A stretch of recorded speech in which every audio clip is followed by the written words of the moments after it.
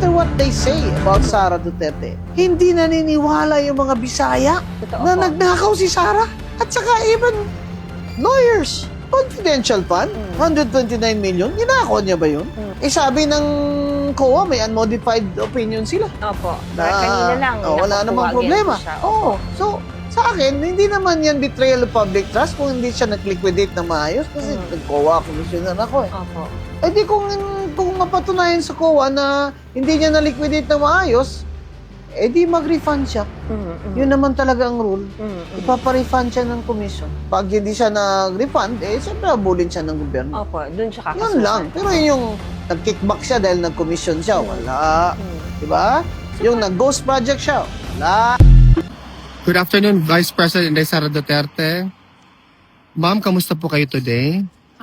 Okay lang ako today at magandang hapon sa lahat ng mga kababayan natin na nandito ngayon sa Duterte Street sa Den Haag. At sa mga kababayan natin online na sumusunod araw-araw sa pagbibigay suporta kay dating Pangulo Rodrigo Duterte. VP Inday, first of all, on behalf of the Filipino community supporting you all over the world, congratulations for winning your case against the impeachment complaint filed against you. Yes. Unang pasalamat ko sa Diyos sa ginuura na tanan, saka nato na tanan sa Ginoo. Pangalawang pasalamat ko ay sa mga abogado na nagtulong-tulong para questionin yung pag-abuso ng proseso ng impeachment ng House of Representatives. At pangatlo ay yung pasalamat ko sa lahat ng mga kababayan na patuloy na naniniwala at nagtitiwala sa akin. Ma'am, alam ba ni former President na nanalo ka sa kaso mo? Hindi ko binabanggit sa kanya yung mga kabahin sa kuha ba? Okay. Hindi ko binabanggit sa kanya na may nag-file ng isang impeachment, second impeachment, third impeachment. Nabanggit ko isang beses, kaso hindi ko lang alam kung naintindihan niya na kaparte yun sa impeachment, questioning the impeachment. Kasi isa siya sa mga abogado doon. Maalala niyo, isa si President Duterte sa mga pumirma doon sa petition na sa Supreme Court. Noon, matagal na yun, nabanggit ko. Kanina, hindi ko na binanggit sa kanya yung denial ng motion for reconsideration doon sa kaso dahil ayoko na pag-usapan yung impeachment. Okay. Mas mabuting pag-usapan na yung mga ibang bagay na mas may relevance sa buhay natin at sa bayan kesa yung sa impeachment. Hindi na lang siguro ako magtanong, ma'am, kasi may follow-up sana ako sa impeachment. Hindi ko binanggit sa kanya. Okay. How about, ma'am, knowing that dismissed with finality naman yung motion for reconsideration, are you prepared for the seemingly obvious effort of your detractors come after February 6 to file another impeachment complaint against you? Yes. Yung mga lawyers, they've been preparing, or they were hired as early as fourth quarter of 2023, the moment that one of the members of the House of Representatives announced that they will file a case against me. At nakumpirma ko yun sa loob ng opisina noon ng speaker noon. Kaya meron na kaagad mga abogado noong panahon na yon. At hanggang ngayon, tutuloy-tuloy pa naman yung mga abogado and legal team. And nung nakaraang taon, bago mag-Christmas break, ay napag-usapan din namin yung paghahanda sa impeachment. Hindi lang ngayong taon na ito, dahil sigurado kapag hindi sila nakapag-file ngayong taon, susunod na taon at hanggang matapos ang aking termino ay ganun ang gagawin nila. Makapahal sila ng kaso, impeachment man hindi. Okay. Ma'am, may mga question ba kayo, guys? Wala na ba? Walang question.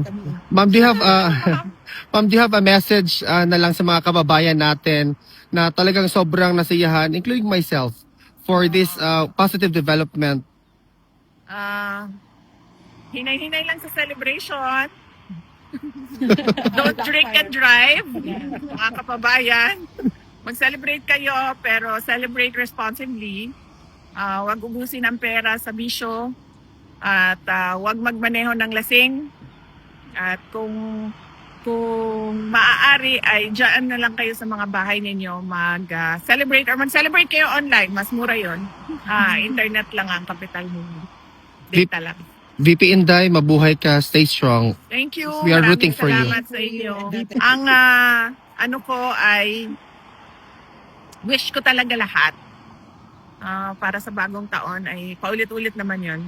Good health and happiness para sa inyo. Thank you, VP.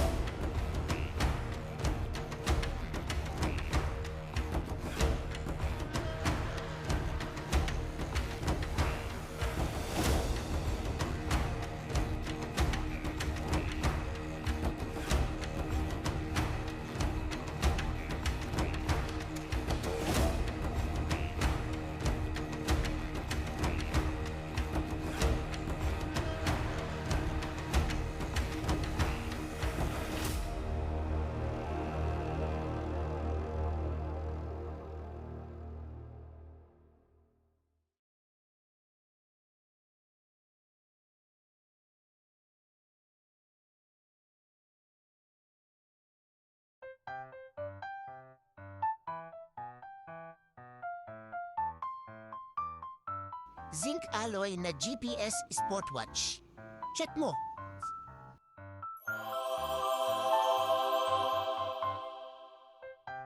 Ito yung manual niya. Ito naman yung charging cable niya. Ito na nga ang ating GPS Sportwatch. Then dito mo sa charge, yung strap niya is rubber nice. Ito nga pala yung mga applications niya. Call, data activity, may workout. Yan, dami. May heart rate. Music, weather, compass. Ang dami oh. Exercise, world clock. Notification, stopwatch, alarm. Timer, sobrang sulit ito guys. Sobrang daming applications so. Yan oh, ang dami. Ang maganda niya, pwede mong bago-baguhin yung watch face. Oh, yan oh. For example, ito pipiliin ko. Click ko lang. O diba, labago siya, ang galing. Isa sa mga application na gusto ko dito is itong heart rate monitoring. At syempre, pwede ka mag-sound trip dito.